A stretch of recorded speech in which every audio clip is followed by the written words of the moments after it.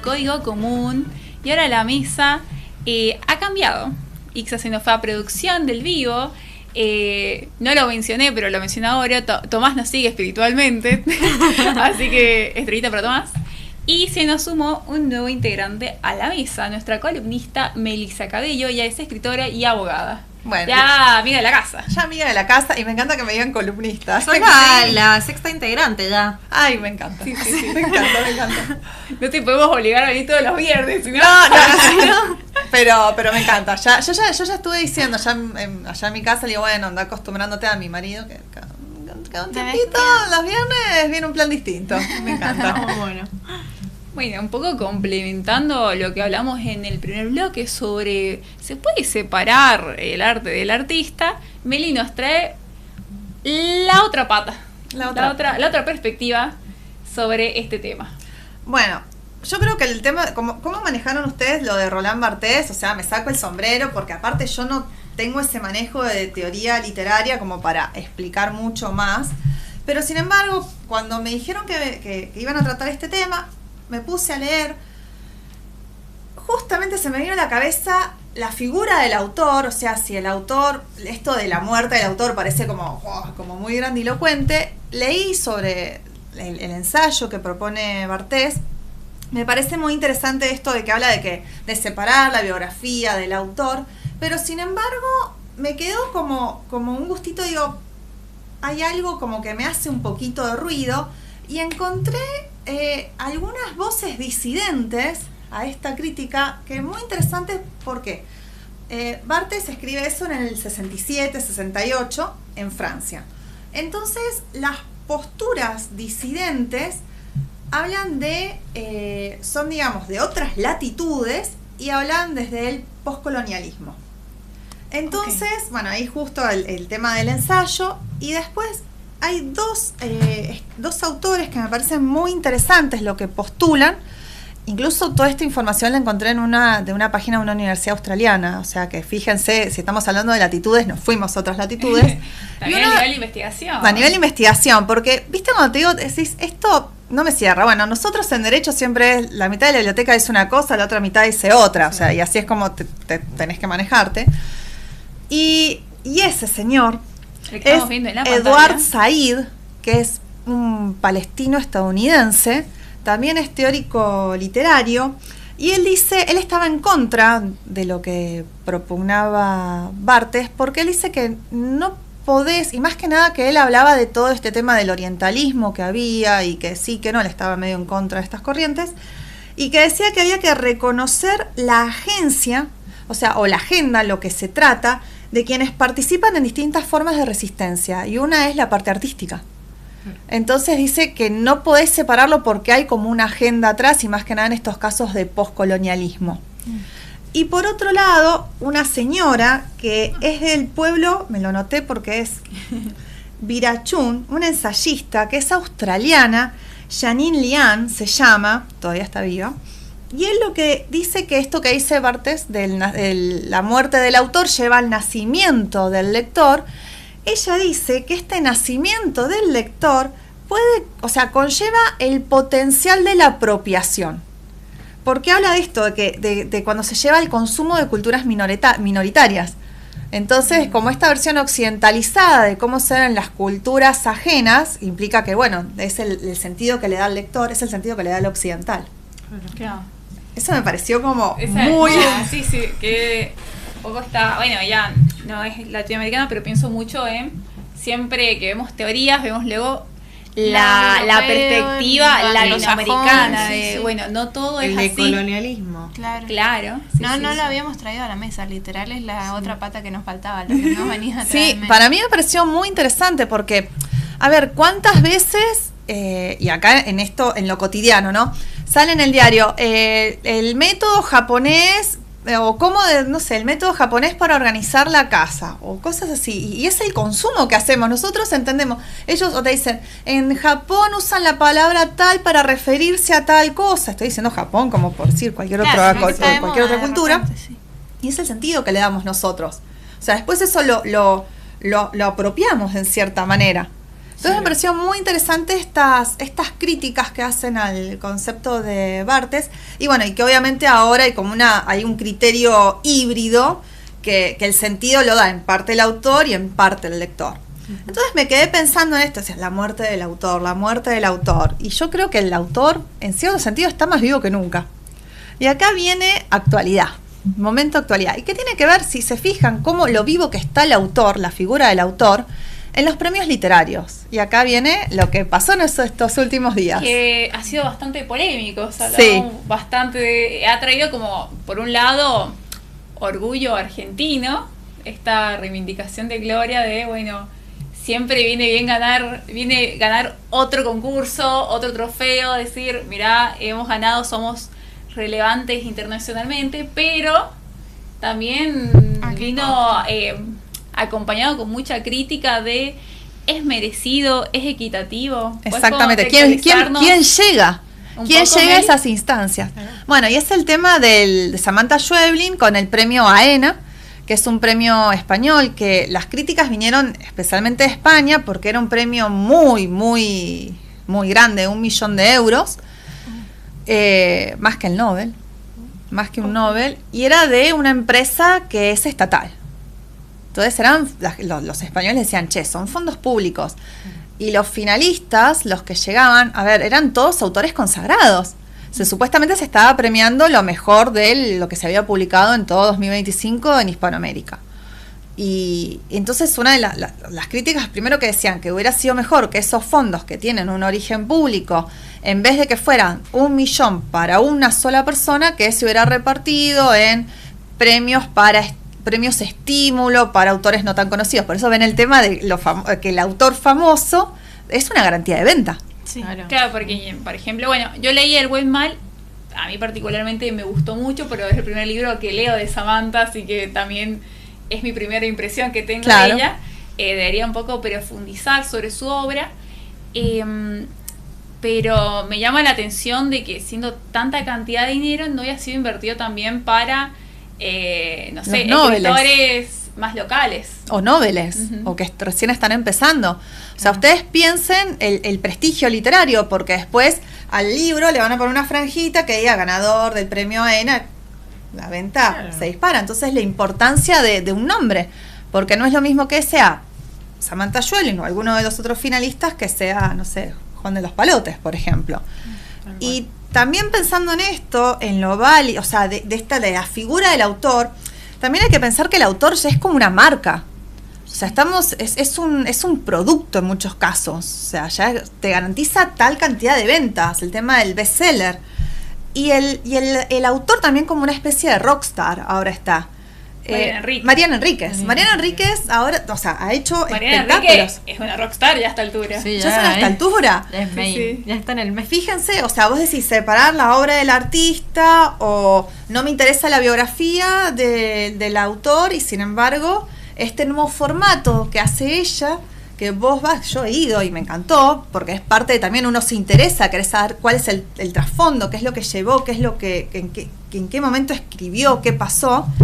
Pero te cuenta eso, o sea, te está contando y entonces vos te lleva esa interpretación, está medio sesgada porque justamente en ese momento ella estaba con tal consumo cultural, que es lo que ella cuenta por lo general.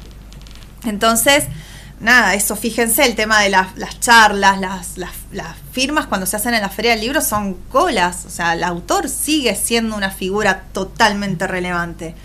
Pero acá voy a traer 2 casos como ajenos, opuestos a esto, que uno trajo cola y el otro, que no sé si la conocen, uno de los que trajo cola es Carmen Mola, no sé si lo conocen el caso. No. Carmen Mola después resultó ser el seudónimo de 3 hombres, escritores, ganó el premio Planeta, después ganó el premio Planeta también en 1 millón de euros, una cosa así, un montón de plata, por el 3er libro publicado con ese seudónimo. Cuando fue la premiación, ahí se enteraron que eran 3 hombres. Los 3 en presión. Ahí estamos viendo en pantalla a Mariana Enríquez en una de sus presentaciones, que de hecho estuvo hace un par de años acá en San Juan, Sí, dentro del marco de su en el gira. 22 creo. Sí, 2022, 2021. Sabes que no llegamos a hablar de ese tema en el primer bloque, pero se me pasó por alto cuando el arte, esto de la artesanía que pasa a ser ¿performática? No, industrializada, como esto de los escritores fantasmas. Bueno. Lo voy a llevar así a cosas más puntuales de los escritores fantasmas. Cuando le ofrecen ya un contrato a uno que tenga tanta cantidad de seguidores, por ejemplo, un youtuber, un influencer, eso también. Bueno, se Bueno, sabe que pasaba en Wattpad, los libros de claro. los youtubers no los escribieron la mayoría, o sea, son justamente escritores fantasmas. Que se lleva, ¿qué pasa cuando se lleva la técnica artística al mercado? Bueno, por eso, justamente, eso es lo que te das cuenta de que el autor está vivo, vamos a decir, porque termina siendo un bien explotado en muchísimos casos.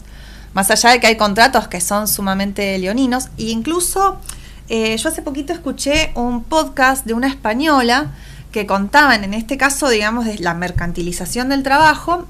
Hablabas, o sea, en España, que decía, bueno, por ejemplo, si vos querías invitar a tal autor a un festival, tenías un caché que estaba ya, por ejemplo, 1.000 euros, te decía, bueno, para que vaya y de una charlita y esté ahí firmando libros, 1.000 euros, más todo lo que el alojamiento y todo. Y dice, claro, dice, pero era un caché uniforme para todo, y quizás un pequeño ayuntamiento, un pequeño municipio no le puede cubrir.